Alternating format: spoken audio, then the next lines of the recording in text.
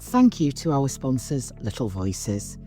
Are you a teacher with a passion for drama, music and performance, or feeling stuck in the classroom? Little Voices gives you the chance to step into a role where you can truly inspire young minds through the arts. This is a company I know well and admire. They're passionate about child development, highly rated and genuinely transformative. With small group teaching, a focus on confidence and creativity, with the opportunity to guide children through Lambda qualifications, you can make a real impact. Plus, with the support of a nationwide franchise network behind you, you can run your own successful business, doing what you love while teaching in a way that truly fits your life.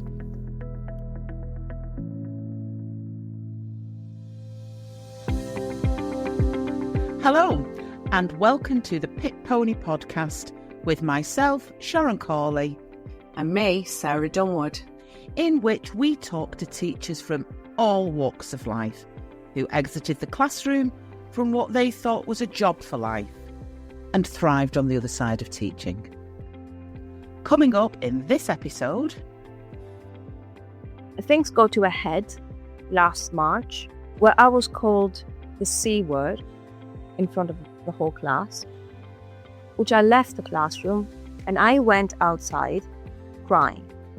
While I was outside the classroom on the hallway, one of the most bright and a vulnerable child, but extremely clever, he came out of concern to see how I was, because he, above everybody else, along with other kids, suffered his constant abuse. I brushed my arm against his arm and I said, "Thank you." I tapped him very quickly, 1 second, 2 seconds, then I withdrew my hand. And 3 days later, I received this letter saying that I have been suspended.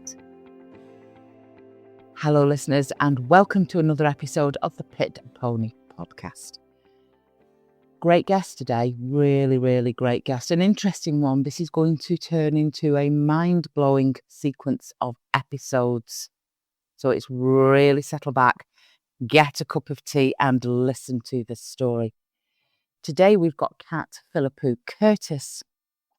This is a really interesting story and so privileged that she's sharing time with us today.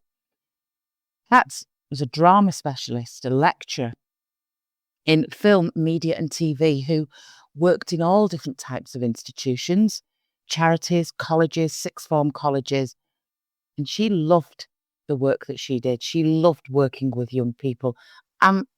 Will tell yourself she was absolutely passionate about how her subject could unlock and bring out the very best in children. But Kat's story, I have to be fair, is one of the most jaw-dropping experiences I've listened to. I'm not going to give too much away at this point, but it gives me the greatest of pleasure today to welcome Kat with us. So welcome, Kat. And what is it you're doing today? Hi, Sharon. Hi, Sarah. Thank you for having me, first of all, in the podcast. I've always been, and still I am, an independent filmmaker. I'm a writer-director, and I have my own production company together with my husband, and we work in film and theatre. Perfect. So it's all going to dovetail in nicely, listeners, when you get the full experience of time with Kat. Kat, this is really over to you. This is your time to take us through your story, wherever you choose to start this. Kat, what happened? So, as you said, I was a lecturer in film and TV. I was asked by the head of department and the program director, after they've seen one of my shows at the Marlow Theatre, I was asked to come at the college and teach part-time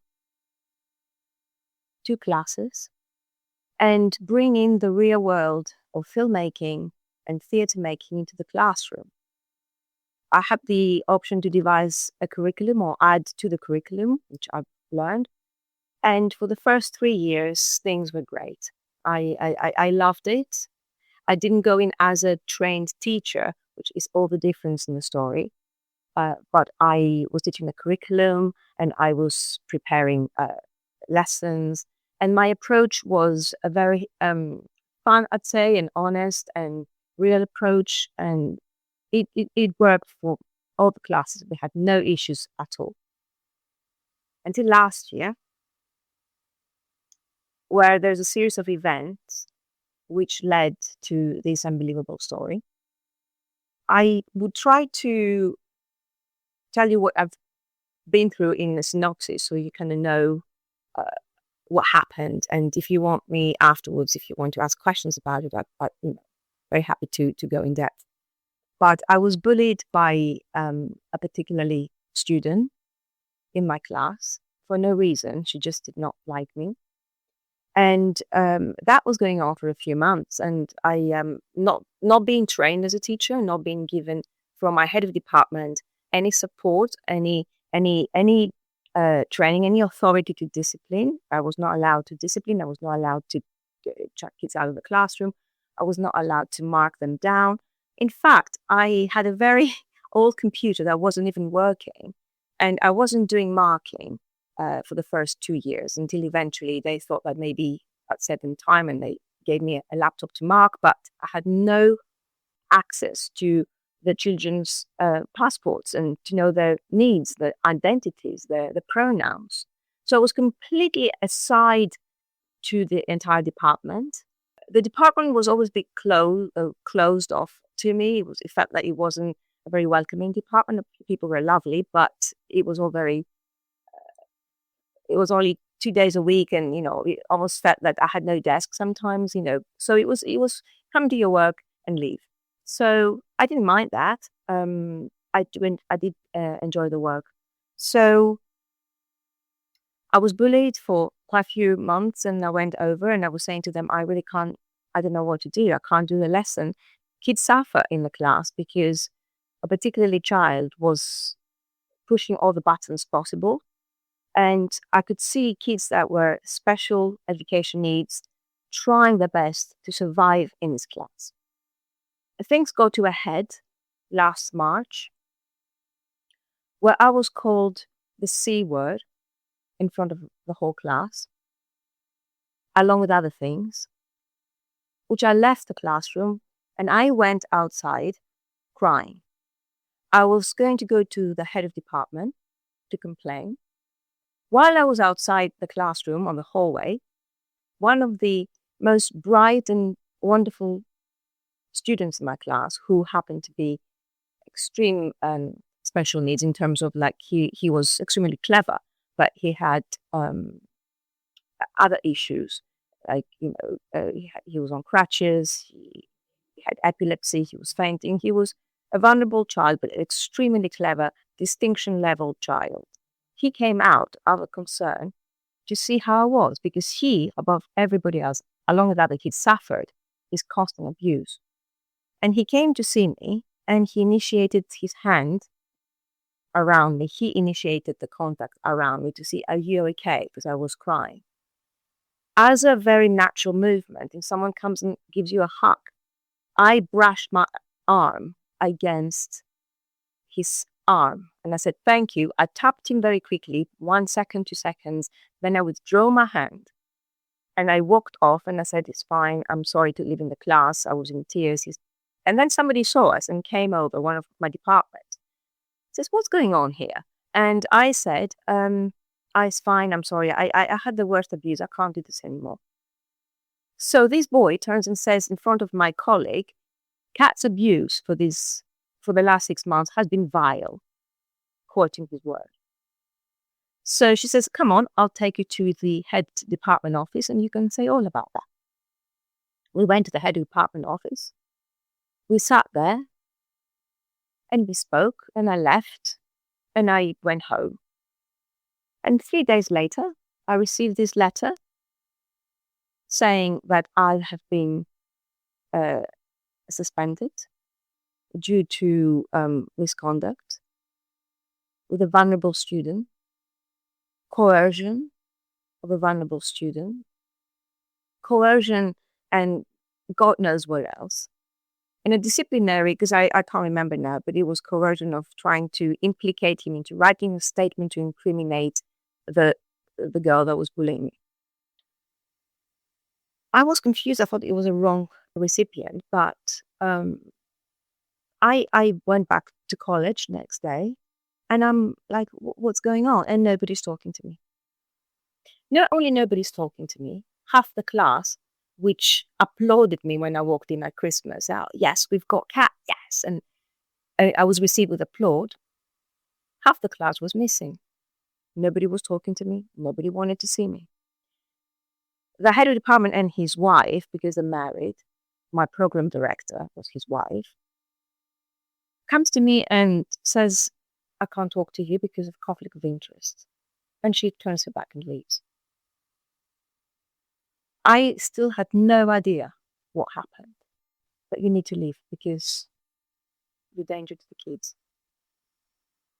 And there it followed gruesome 6-month effort to prove that I didn't use the vulnerable child, that I didn't make him write a statement. He did it of his own volition, and that I didn't have gross misconduct with him by touching his arm, which was on CCTV. So his kindness was weaponized and turned against me. The investigation that was conducted was completely biased because the woman that conducted the investigation was obviously head of department. They've been there for 30 years and know each other. I'm non-entity. It was very biased and brutal. And I was found guilty. So I had to hire lawyers. I couldn't go back to teach. I saw kids in the town, and they were laughing at me, and they were looking at me terrified. These are the kids that we spoke and we worked so well the whole year. I don't know what's being said about me. This really hurt. So I had to fight it with a lawyer. And then you're going to ask, okay, yes, we all been there. We know what happened. What, though, I'm going to tell you now, it's not just the bullying of the child, which in fact didn't hurt as much. It's that the head of department and his wife consorted false allegations about me and used 6 hours of recorded slanders, damaging of reputation recordings, of lies of me as a mother, as a practitioner, as I was called names. My Greekness was because I'm from Greece, and it was a hugely cultural discrimination and quite sexist things he was telling me. He called me all sorts of impossible names. Like he made things up. He made things up about me being a mother, about my son. He used my son. He lied about my family. He called me stupid. I can't turn the on button on the computer, and on and on and on. Okay, I'm going to have to just ask some questions. Let me get this right. You've been asked to go to this institution. There's a complete understanding that you are not, by traditional terms, a qualified teacher. You work within this organisation, and right from the beginning, you're at arm's length in some respects with the integration. You've not got access to children's SEND information. You're ostracised from the department. But you work there, and then this starts with a child whose behaviour is completely getting out of control. You're going for help, support, you're being pushed back. It's okay, you can handle it, it's important. Because I know from memory, Kat, you've told me that results are everything at this place. Absolutely everything. So you walk out of a classroom when you've been called the C word. A child comes to see if you are okay. And an incident that's captured on CCTV, you're suspended pending an investigation. I get that. You come back in, and during the investigation, you have a whole host of new allegations thrown at you. Can you just clarify for me how that's done? You said there was a 6-hour recording. What did you mean by that? Can you just clarify what you meant for me by the 6-hour recording that they used? When you're given a disciplinary, there is an investigation. So the person that conducts the investigation goes around the department to try to piece together what happened. So she was asking old friends and colleagues their point of view, which were completely not true. But everybody lied, because obviously the head of department and his wife wanted me out, and I'll tell you the reason. But they basically told them what to say to the investigation, that I was shouting all the time, screaming all the time. And they tried to paint a picture of me that I'm completely not fit to teach, which was a line that the head of the whole college used. But is she fit to teach? Why do we keep her? It was 6 hours of horrendous abuse from everybody and lies. And when you conduct an investigation, you ask 20 kids in the class, for example, you ask the girl that bullied me and her best friend, but you also ask other kids to make a clear image what's like a teacher. But they didn't. They only asked the girl that bullied me, who lied completely about me, and her best friend, who also lied about me, that were terrifying. I was terrifying to walk in the class. They suffered from anxiety because of me. All sorts of things that you cannot imagine. So we have the kids that slander you. You have the head of the department and his wife that slander you, but have a reason why they want me out. But also you have the rest of the department not telling the truth and not being asked the right question to tell the truth. Is that to do with the people in the department feeling that they need to side with the head of department and so on, so it's alignment to exercise self-preservation? Is that what that was? I believe so, yes. I believe so, because this is a department that's very corrupted. Everybody worries about their job. I was told not to care about the kids. It says, don't take it personally. And I was also told to pass everybody. Because if I don't pass everybody, they're losing funding. Therefore, I can lose my job. I was told you can't discipline kids, because if the parent moves the kid out of the classroom, we are losing funding. You and I may not have a job. So I quote him. He said to me, give these losers a pass and don't worry about them, because they're going to end up to do nothing in their lives. But we want our job, so pass everybody. So yes, people we say and would do anything to keep their jobs, particularly when they're not very well fitted for the job and they've got the job by other means rather than the value they bring in the college. So fundamentally, he was overtly asking you to commit malpractice. Oh, it gets even better, Sarah, if I may jump ahead here. It gets really, really better than this. Kat, talk us around what you were doing with... Just before, take us a step back and explain about the qualification. It was a distinction, a merit. Can you just frame for us what the marking system was for you? So UIL is a qualification that is from the UIL qualifying body, it's examining body. And it's a qualification that allows everybody, the whole range of students, to pass, to take, and move on to UIL universities. Effectively is feeding kids into universities and get them on a 60,000, 70,000 debt to perpetuate the funding and the money. So we're using these kids. I'm sorry we have to say and be so blunt, but we are using these kids. We do not educate them. We use them for profit. So UIL, and I've spoken with them, and it was very disappointing, the whole attitude afterwards. So UIL has 3 marking grades: pass, merit, and distinction. If there are some guidelines which the quite good, I have to say, which I've tried to implement. And we've implemented that the last years. And the kids learn and they graduate with merit and distinction and passes. And it was always very fair. So I've never imagined that things could be so suddenly change so much. What changed things? And this is the most disturbing of the whole thing.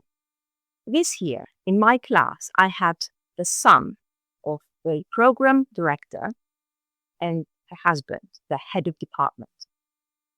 Their son was in my class. I was warned that he was going to be in my class. And because I have a son as well, I have two sons. One of my sons is dyslexic. I could see the signs. I could see the lack of inferential comprehension. I could see that the boy was really struggling to write one sentence. He was struggling to grasp the concepts of the classroom. But I also knew that he's in this class to pass with a good grade. The boy's a musician, but he didn't go to the music department of the college because they didn't think the college department of music was good enough for him. When I mentioned to the boy, "Are you struggling?" I said, are you dyslexic? Because we have great support here in the college. He went very, very angry at me. Then the mother came and said to me, "Why did you call him dyslexic? We don't want to upset him. You shouldn't have said that to him." So not just the mother, but your line manager. Yes. And your line manager's husband, who's also your line manager. So the added in all of this, you are teaching the son of the person who's doing the disciplinary, and you've said you're struggling. How can we help? We've got great support. How did that go down? Well, that was the beginning of the end because they didn't like that. They didn't like the fact that but he would really benefit to know that he's dyslexic. It's not a bad thing. It's a good thing, and he can thrive anyway. They didn't like that. They didn't like the fact that I refused to pass kids that were not coming to the college. They were telling me that they work from home. So because it's a holistic qualification, if kids struggle, they don't have to come to class. They work from home, so pass them all. I was told that everybody has to pass. And also at some stage during coffee, I was told that, we need to give my son a distinction because I want him to get the top level so he can go to university. So I would do the same to your son, do the same to my son, and a distinction. Which I said, well, are you putting me in a very difficult position? Because I do believe that the kids in the class, like the SEN kids that really work hard, really. We had a deaf and a mute boy in the class, and he was brilliant.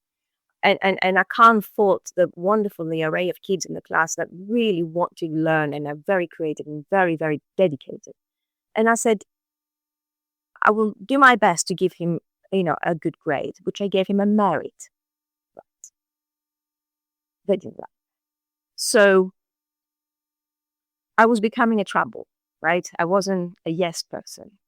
I was my own woman, and I was demanding discipline for the bullying child. I was demanding attendance for kids to come. I can't give attendance. I can't register people as present when they're at home. What is this? But yeah, eventually you realize that, when kids don't come at the college or at the schools, the school loses money. I find out that later. So I was creating a bit of waves, and that wasn't nice. That wasn't going well, and I had to go.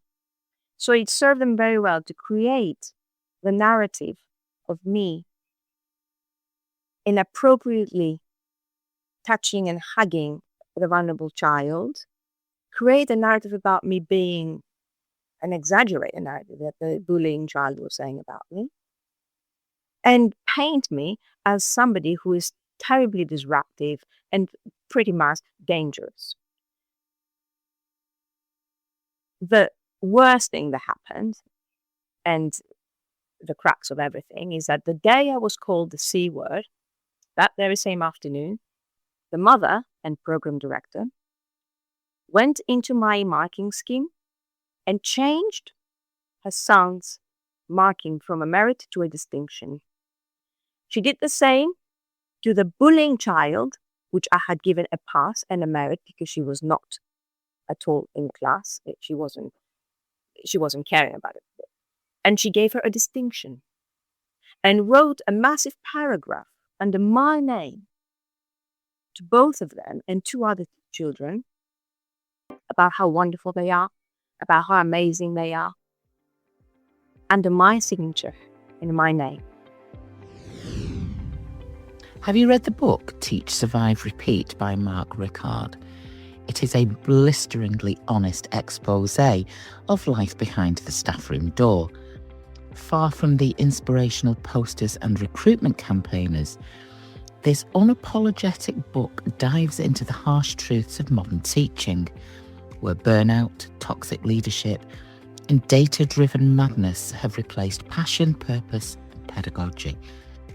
Through unflinching personal accounts and anonymised testimonies, Mark Rickard reveals the emotional toil, institutional failures, and systemic injustices that define the teaching profession in the UK. Part memoir, part manifesto, Teach, Survive, Repeat is both a survival guide and a wake-up call, a must-read for educators, policymakers, and anyone who still believes the system is working. Now available in paperback and ebook, and I've got it on my coffee table. Please, please, please tell me that you had proof of what you'd put in. Yes, there was an audit trail. And it was an audit trail, and because they thought I'm so stupid, I can't work on a computer, though I'm an editor for 30 years.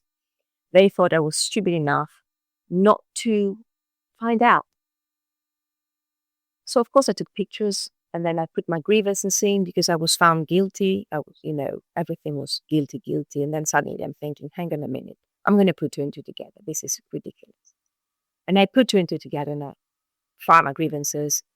And the fact that there was malpractice, she was found guilty of malpractice and maladministration from the college own SLT. They sent me a letter that, and her husband as well, the head of the department, was found guilty of not training me, of not duty of care.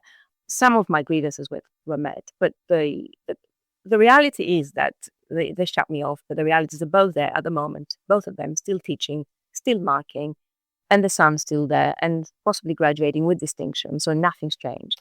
So can I just rewind a bit? Because you've obviously lived through this, and we'll come on to the telling of the story in a little bit.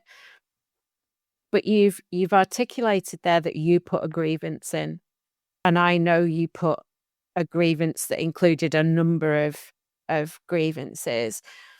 In terms of that process, when you put your grievance in, which resulted in what you've just said, people being found guilty of malpractice and maladministration, and rightly so, was there anything about that process which ultimately found in your favour that gave you the vindication that you needed, gave you any sort of commentary about how appalling their behaviour was? Did it help? Nothing at all. Nothing. It's all for show. I mean, I spoke to UIL and they were because I whistleblew that. I whistleblew at the college that, and they said to me that we will not do anything pending your investigation. So thank you for sharing that with us, but we put you down as a whistleblower, but we will not do anything until your investigation is completed. But that was not true. They went and whistleblew without my consent to the SLT. And so I contacted UIL myself, and I shared all my information on my audit trails. And they took about a year, 9-10 months to get back to me. And they said to me, yes, well, we can't tell you the result. I know people that are enrolling in the same course now, and the lady is there teaching and her husband is there, and nothing has changed. Of course, you have to understand that to punish somebody that disrupts the circle of funding, and it's very difficult. We're all in the same circle, right? We have to hold hands and move around the merry-go-round and let these kids live up, with no qualifications, ready to face a world that will completely disregard them, because not all of them, of course, but those that don't care to learn anything and without finding a job. But it's difficult to bring the justice. The carpet is too thick to lift. There's a lot under the carpet. Very difficult to admit that you're part of the problem that sweeps things under the carpet. That goes from the system. That goes higher. That goes from a lot higher than the SLT of a college. Did you go to a tribunal? Were you cleared of the allegations that were made against you? I didn't go to a tribunal because I couldn't afford it. I had a lawyer try to write me my grievance letters and try to present my argument for what constructive dismissal for what they're trying to do effectively. I didn't, because it was so painful. And as you know, I tried to put all my energies into the film rather than spend money on a tribunal. I said, I will make the film about this. So I didn't. So I felt that the result wasn't really a win, because I was partially acquitted, which means the fact that when the vulnerable boy came to see me and I was already in tears, I was guilty because I allowed him to see me in tears. So I'm sitting, 30 meters away from the classroom, and he comes behind me and he touches and he says, hello. And I turn around and I have tears in my eyes. I'm guilty. I'm guilty for allowing him to see this side. I don't think the college will ever give credit or justice to anybody. I think they function in their own universe. So, I was like, fine, no problem. I don't care. At some stage you say, you know what, I'm not going to get the justice I want, but I'm going to get the justice by telling my story. And as I found out after speaking to a lot of teachers, local teachers, and opening up, and after reading your Facebook group, my God, this is so common. This is not just me. This happens every day, multiple times a day. So how did you bring it to a conclusion, Kat? Did you sign a non-disclosure agreement? Did you take a package or something? How did you exit from that college? A compensation in my grievance letter, and they said that the compensation we're going to give you is, are you ready for this? Your job back. Right? Come back in the snake pit. And if your head of department is willing to do some mediation, then things may improve. But we are giving you your job back. Hey. So I replied back and I said, do not diminish me so much. For God's sake, do not do that. Fully aware that I can't even walk into the college because I'm suffering from mental health. And all this proof that obviously been held through that in my health, still on medication. I'm actually here. Do not do that. Don't patronize me. Don't treat me so. It's just a disgusting thing to do. And then they said, I said, well, I think it's in the interest of the public to learn my story. Then they beat the bait, and then they said, oh, well, let's give her some money. So they offered me some compensation. And I thought, no, that's not good enough. I'm sorry. Then they offered me a bit more. And I said, no. I don't want your money, but I will tell my story. I don't know if they know that I'm making a film, but I said I will empty my bank account, every saving I have left. I don't care whether I ever get another job, but I will put all my energy into making this film, telling my story, and representing all these voices that have been gagged by NDAs, because to throw an NDA around and to say that you can never talk back about the college, you can't write anything on Facebook, you can't do anything, you can't this, you can't that. No. I don't need you. I don't need another teaching job. I've just got one. I just finished one, by the way. But I don't need your reference. I don't need to be associated with you. So I took them off my LinkedIn. I took them completely off my life. And I felt the biggest freedom and the biggest self-respect I've felt in ages making this film. And the universe brought the film to me. I didn't chase it. It brought everybody, all the right people, all the group, all the team, all the crew, all the actors that came to me. So it was a big sign that all this pain and everything that all the teachers are going through, it needs an outlet and it needs to be seen, to be heard. And the film is brutal. I'm not cutting any corners. It's brutal. It's poetic, but it's brutal. It's heartbreaking, but it's the exact truth of what all teachers are going through. I genuinely don't think it can come at a better time, really, because I know there's other things that's happening in the world at the moment with regard to support plans and the whole things that's going on at the moment within education. So in a nutshell, you were asked to do this job. I think I remember you telling me that they never put you on a fixed contract or a full-time contract to begin with. Every 7 months, you almost had to reapply for your job. You weren't given support. You weren't given access to the information you needed. You were treated appallingly in the classroom. You were set up in many respects. You tried to be ousted, but you fought back with your own grievance. And then in the end, you came to it and you said, I'm going to tell my story.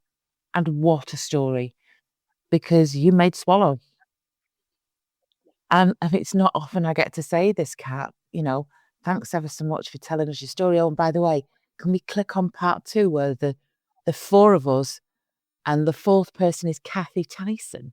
I mean, I'm going to tell you now, when I first spoke to you, I always do a pre-record, if you remember. So as you know, I don't tell Sarah what the guests are like. But I said, I've just spoken to this woman who is absolutely, she's just got the most amazing story and she's made a film.